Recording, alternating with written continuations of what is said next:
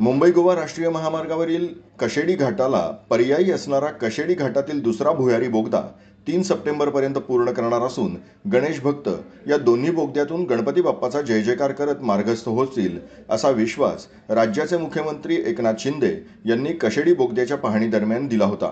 मात्र प्रत्यक्षात कामाचा वेग पाहता 3 सप्टेंबरपर्यंत हा दुसरा बोगदा चालू होणार का असा प्रश्न प्रवासी वर्गाकडून विचारला जातोय.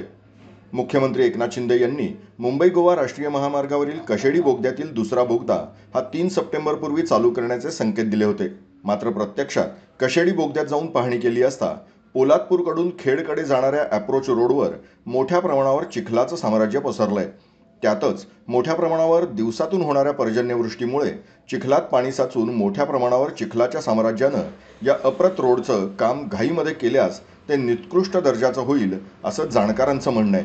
एकंदरीतच पुढील 2 दिवसांच्या काळात कशेडी घाटातील दुसरा बोगदा चालू करणं ही राष्ट्रीय महामार्ग खात्याच्या व संबंधित ठेकेदाराची तारेवरची कसरत असल्याचं बोललं जात आहे.